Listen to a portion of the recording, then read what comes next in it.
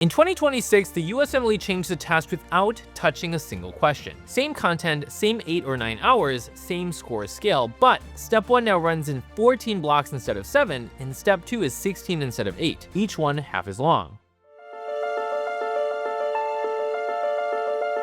Let me give you the actual numbers because almost every panicked post you've read about this gets at least one of them wrong. For Step 1, testing on or after May 14th is now 14 blocks instead of 7. Items per block have now dropped from 40 to 20, right? So it's just half as much as it was before, and the time per block is also half. Instead of 60 minutes, it's now 30 minutes. Now, note, it's the same 280 questions with the same 8-hour day. For Step 2, on or after May 7th, 8 blocks became 16. They actually don't specify the total number of questions, but if it's like in the past, it's probably going to be about 320 questions with the same 9-hour day. Note that Step 3 already made the move to half-size blocks back in March, and so we've already gotten some clues on how to best deal with it from that exam. There's also a cosmetic layer too. There's a new design, better keyboard navigation, a settings menu, and image contrast toggle. This is useful, although not the part that moves your score. So before you spiral, let's be precise about the 2 things that did not change, because that's where most of the panic is actually coming from and why it's misplaced. Here's the thing to remember first. The content, the number of questions, the length of your day, and the way that you're scored are still exactly the same. Note that the content outline is still identical. Not one topic was added or removed. The content that you've been studying in First Aid and UWorld and Anki and all the other things are still current. Nothing about what you study changes. In addition, the score scale is still the same. The NBME did not make it harder or easier. Like in the past,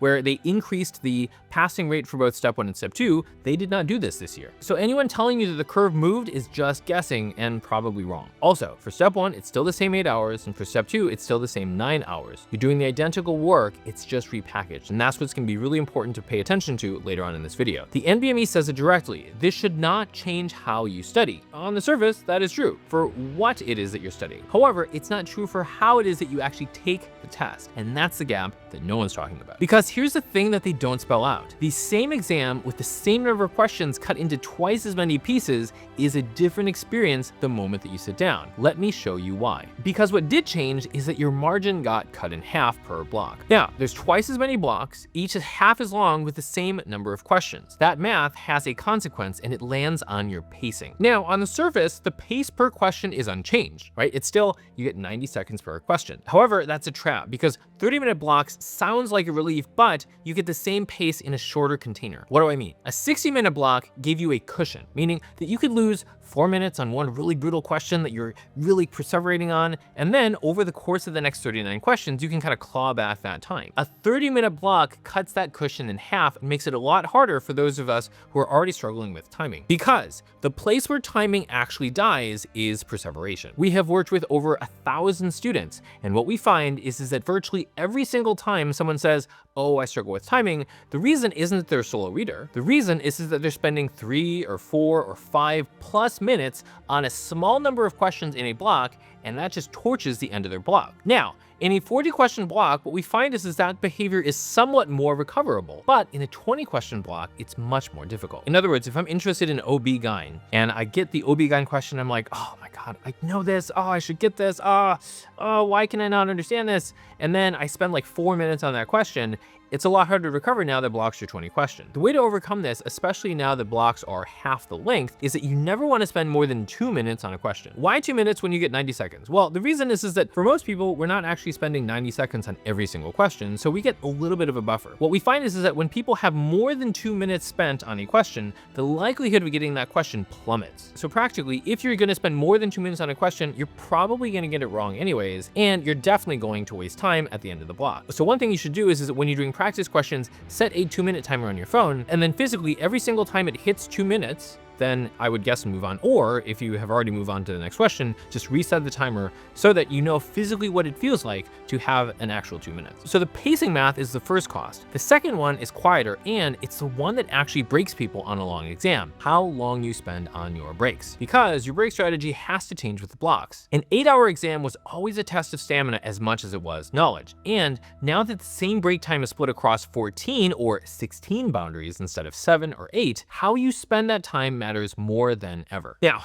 everyone gets about 45 to 60 minutes of total break time. I say up to 60 minutes because the tutorial is about 15 minutes. And so if you skip it, right, just check your headphones and then just bank the rest, you can keep the rest of that time for your breaks. If you want more information on how to score higher in less time, be sure to click the link below where you can sign up for our 14-step free program where you can get some of the most valuable lessons for how to improve your learning, your retention, and your application. It's completely free, just check it out below. So ultimately, you can have up to 60 minutes as long as you skip the tutorial in the beginning. Now it's spread across far more boundaries, so you have to be more deliberate about how it is you spend it. The principle to remember is that leaving the room is the most expensive thing that you can do in terms of spending your break time. The reason is that you gotta check in and out, you gotta fingerprint, you gotta, turn out your pockets if you're wearing like jeans or, a coat, and sometimes there can be a line. I remember once that there was a fingerprint scanner that was broken and my friend had to wait in this really long line, and he decided he was like gonna take a break after every single block, and he'd used already half of his break time with just the first break. You might be fine leaving, or it might end up taking a bunch of time. The key is that it can be unpredictable, and so as a consequence, you want to leave as few times as possible. So does that mean that you should just push through and do 8 blocks in a row and then bank your break time?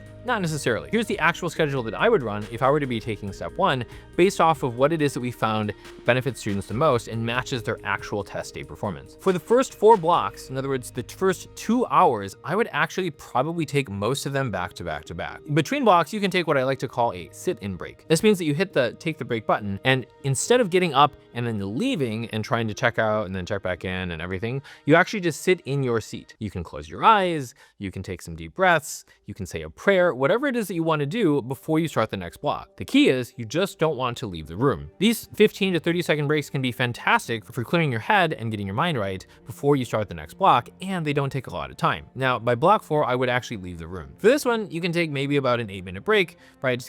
You can go out, get some snacks, use the restroom, get a drink of water, walk around a bit. Try not to spend more than 10 minutes on this break. After block 4, I would alternate taking either a sit in the room break with a leave the room break. Personally, I prefer taking a longer break towards the end because for an 8 or a 9-hour exam, like step 1 or step 2, you can just get really, really, really tired, especially for those last 2 blocks. And so being able to sit and clear your mind for 15 minutes is actually pretty helpful. In addition, this shape works well because the first 4 blocks, meaning the first 80 questions, generally people are pretty energized, especially if you're feeling that adrenaline. And so generally, like in the old system, when all the blocks were 40 questions and they were 60 minutes each, typically people could go for a full 2 blocks, meaning 80 questions before they would need to actually like leave and really take a real break. I generally find that is still true with the new system. Which brings me to the part that almost nobody is saying out loud, because if you set this up right, the new format isn't a threat, it's actually a competitive edge. This brings us to point number 4, the advantage that is hiding in plain sight. Shorter blocks are only a penalty if you're surprised by them. This means you should rehearse them on purpose because the same change that tanks an unprepared score now is going to work in your favor. A 30-minute block has a real advantage in that there's a built-in reset. There's a lot of people that get really anxious or they get really tired, or there's that one question that rattles them. They're like, oh my gosh, like I should have known that. And they keep thinking about it, even though it's like 20 questions from, it was 20 questions ago.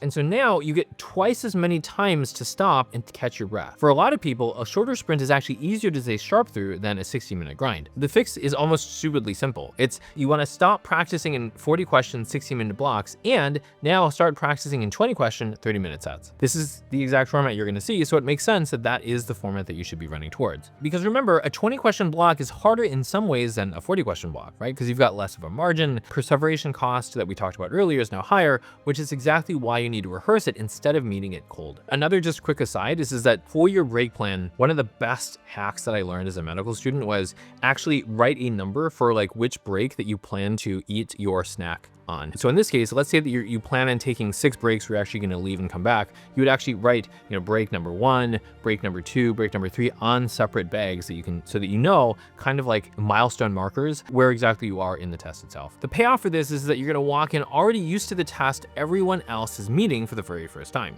Getting in the door calibrated is actually just the first step. What actually moves the needle is how you handle the questions in front of you. So if you want the testing approach that holds up on any clock, watch this next.